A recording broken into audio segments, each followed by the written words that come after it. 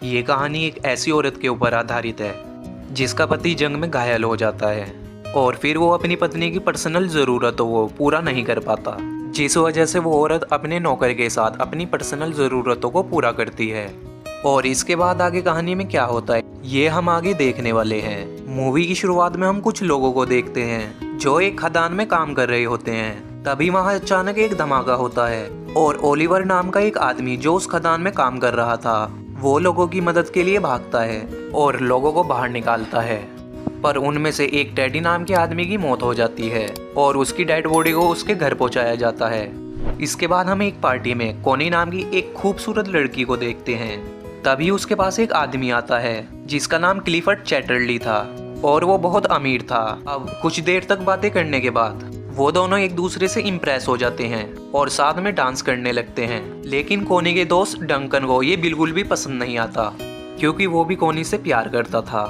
और अब ये इन दोनों की मुलाकात प्यार में बदल जाती है और वे दोनों एक दूसरे से शादी कर लेते हैं। और शादी के वक्त वे दोनों एक कसम खाते हैं कि वे दोनों एक दूसरे से हमेशा वफादार रहेंगे और कभी भी एक दूसरे का साथ नहीं छोड़ेंगे। अब उन दोनों की मैरिज लाइफ बहुत अच्छी चल रही थी। तभी क्लिफर्ड को अगले दिन सेना में जाना पड़ता है क्योंकि वो एक सोल्जर था। वहीं जंग के दौरान क्लिफर्ड घायल हो जाता है और उसे वापस घर भेज दिया जाता है। आज क्लिफर्ड घर आ रहा था और सभी बहुत ज़्यादा खुश थे और उसका वेलकम करने के लिए घर के बाहर खड़े थे। क्लिफर्ड को देख के कोनी बहुत ज़्यादा खुश हो जाती है। तभी हम देखते हैं कि जंग में घायल होने के बाद क्लिफर्ड के पेट के नीचे का सारा हिस्सा पैरालाइज हो जाता है। अब क्लिफर्ड अपनी हालत से लाचार था और वो सबको थैंक यू बोलकर अंदर आ जाता है। वहीं कोनी क्लिफर्ड को जिंदा देखकर खुश तो बहुत हो पर वो भी अंदर ही अंदर दुखी थी। उनकी खुशी भरी जिंदगी में कभी ऐसा भी मोड़ आएगा ये किसी ने सोचा नहीं था। इसी बात से दुखी होकर क्लिफर्ड खुद को गोली मारने लगता है पर तभी कोनी उसे रोक लेती है और वो उसे विश्वास दिलाती है कि वो हमेशा उसके साथ रहेगी। अब इसकी दूसरी तरफ हम ओलिवर को देखते हैं जो अपनी मंगेतर को लेटर लिख रहा होता है। इस बार ओलिवर किसी खदान में काम नहीं कर रहा था बल्कि इस बार वो जंग में था। कुछ दिनों बाद जब ओलिवर अपने घर आता है तो वो अपनी मंगेतर को किसी दूसरे आदमी के साथ देख लेता है और वो उससे मिले बिना ही चला जाता है। कुछ दिनों बाद ओलिवर काम मांगने के लिए क्लिफर्ड के पास जाता है। जब क्लिफर्ड उससे बात कर रहा होता है तब उसे पता चलता है कि ओलिवर जंग में उसी के अंडर काम कर रहा था। क्लिफर्ड इससे काफी इम्प्रेस होता है और वो ओलिवर को अपने पक्षियों का ध्यान रखने का काम देता है। अपाहिज होने की वजह से क्लिफर्ड अपने लिए एक गाड़ी खरीदता है और जब वो उसमें बैठकर घूमता है तो मानो कि उसके पैर वापस आ गए हों। फिर वो एक दिन कोनी के साथ ओलिवर के पास जाता है। ओलिवर जंगल में बने एक कॉटेज में रहता था और पक्षियों की देखभाल करता था। वहाँ पहली बार कोनी ओलिवर को देखती है। वहाँ से वापस आते वक्त कोनी ओलिवर को इशारा देती है पर ओलिवर उसे समझ नहीं पाता। अगले दिन एक मेड कोनी के पास आती है और उसे वो कहती है कि ओलिवर अपने कॉटेज की चाबी मांग रहा है।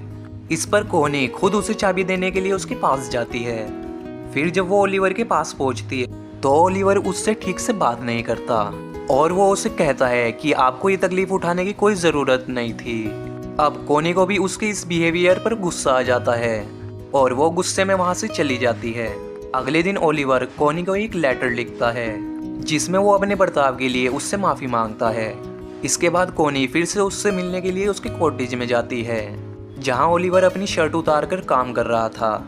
फिर जब कोनी उसके बदन को देखती है तो उसके भी तन बदन में आग लग जाती है।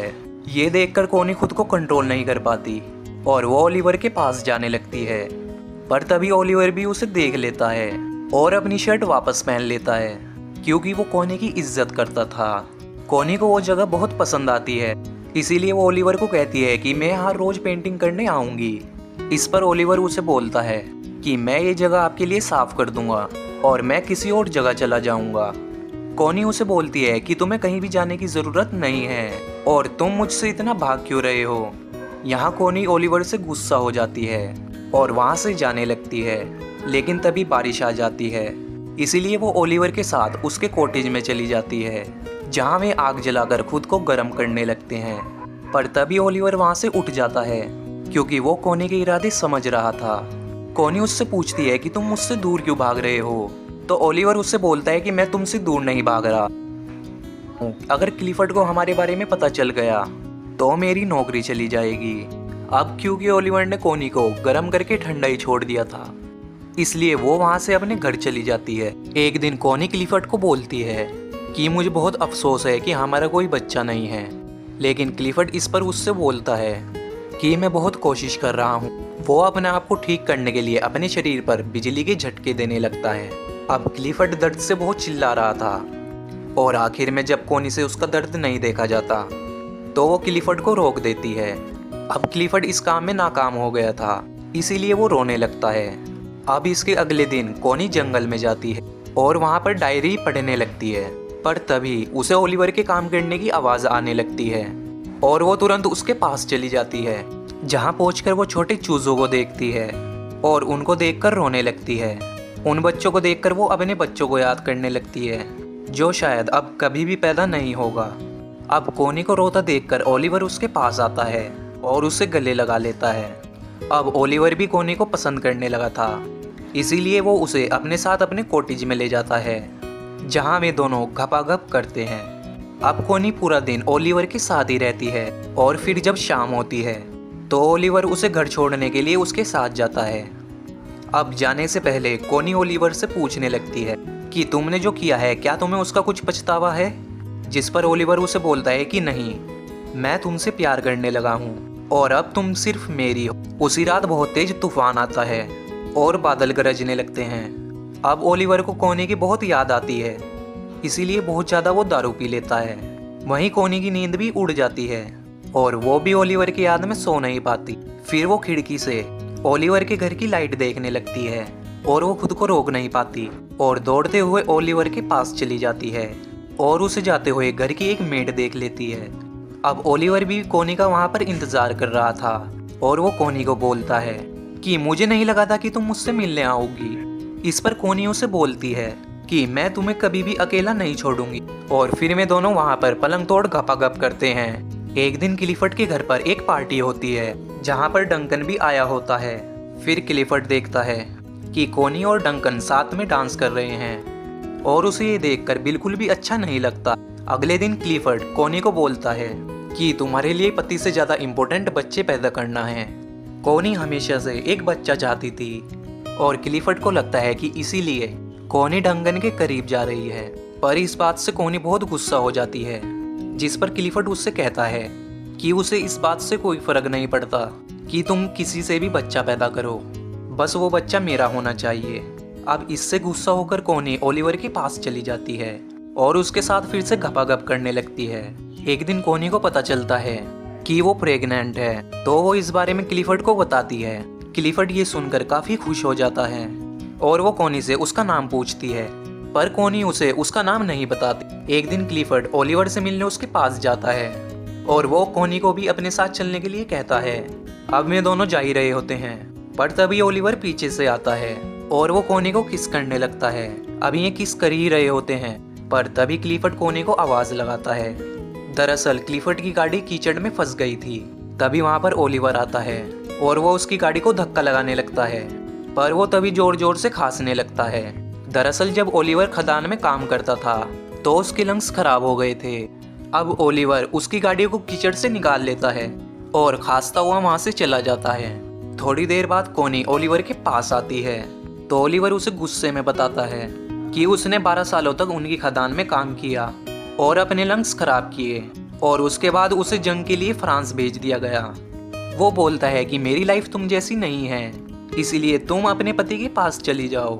अब एक दिन कोनी की मेड मिस बोल्टन ओलिवर के कॉटेज में आती है, जहां उसे कोनी की डायरी मिलती है और उस डायरी को देखकर उसे समझ में आ जाता है कि कोनी के पेट में जो बच्चा है वो तो ओलिवर का है। एक दिन क्लिफर्ड अपने बच्चे की आने की खुशी में एक पार्टी रखता है, पर तभी वहां पर मिस बोल्टन आती है और वो क्लिफर्ड को बता देती है कि कोनी के पेट में जो बच्चा है वो ओलिवर का है। फिर जब कोनी क्लिफर्ड से मिलती है तो क्लिफर्ड बहुत ज़्यादा नाराज़ हो जाता है। इसके बाद कोनी मिस बोल्टन के पास जाती है और उससे पूछती है कि तुम्हें ये बात किसने बताई, पर इस पर मिस बोल्टन उसे कुछ नहीं बताती। अब कोनी को लगने लगता है कि शायद मिस बोल्टन को ओलिवर ने बताया होगा, पर मिस बोल्टन उसे बोलती है कि उसने मुझे कुछ नहीं बताया।